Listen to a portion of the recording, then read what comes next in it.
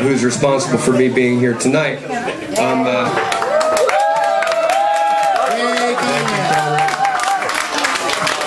And responsible for some badass beef stew earlier, too.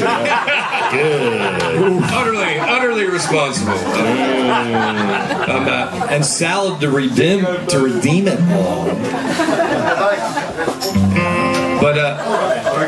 But Conrad's a really interesting guy because he is a historian with the heart of a poet, and has studied, made a specific study of the World War I battlefields, and has a lot of things to tell about them. And I'm very interested because we don't have World War I battlefields in Texas.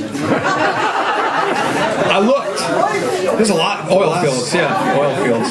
But the last battle of the Civil War was fought in Brownsville, Texas, 6 weeks after Robert E. Lee surrendered at Appomattox, Virginia.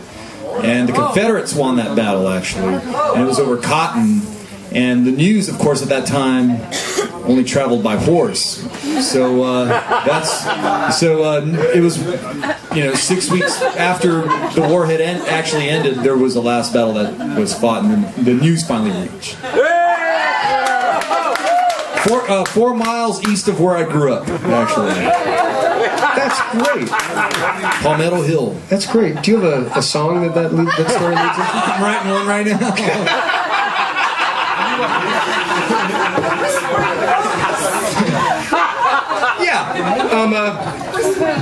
It's all true. But we ended up talking about the battlefields here, and about a specific incident that happened around Christmas. Once the battle lines had sort of stagnated, and the troops had dug themselves into this new type of trench warfare.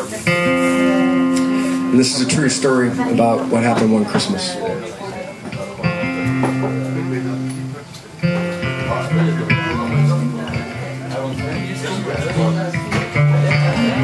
My name is Francis Tulliver. I come from Liverpool.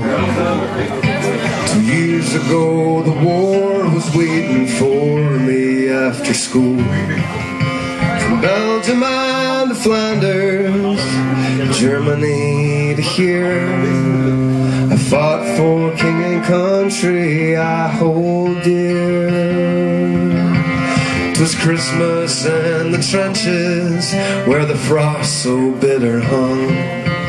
The frozen fields of France were still no songs of peace were sung. Our families back in England were toasting us that day. Their brave and glorious lads so far away. I was lying with my messmates on the cold and rocky ground when across the lines of battle came a most peculiar sound. Says I, now listen up, me boys, each soldier's strained to hear, as one lone German voice rang out so clear. He's singing bloody well, you know, my partner says to me. Soon one by one each German voice joined in harmony. The cannons rested silent and the gas clouds rolled no more, as Christmas brought us respite from the war. As soon as he was finished and a reverent pause was spent, God rest ye merry gentlemen, struck up some lads from Kent. The next they sang was Stille Nacht is Silent Night, says I, and in 2 tones one song filled up that sky. There's someone coming toward us, the frontline sentry tried. All sights were fixed on one lone figure, trudging from their side. His truce flag like a Christmas star shone on that plain so bright, as he bravely strode unarmed into the night. Soon one by one on either side walked into no man's land.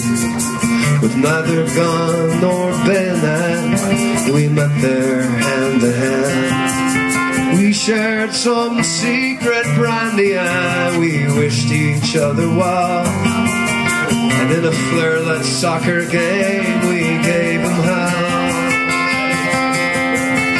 We traded coffee and cigarettes and photographs from home. These sons and fathers far away from families of their own. Doug Sanders played his squeeze box, and they had a violin. This curious and unlikely band of men. Soon morning stole upon us, and France was France once more. With sad farewells we each prepared to settle back to war.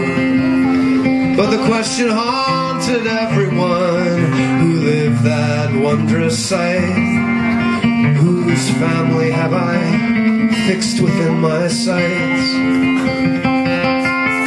'Twas Christmas in the trenches, where the frost so bitter hung.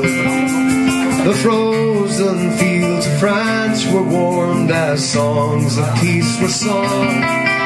And the walls they'd kept between us to enact the work of war had been crumbled and were gone forevermore.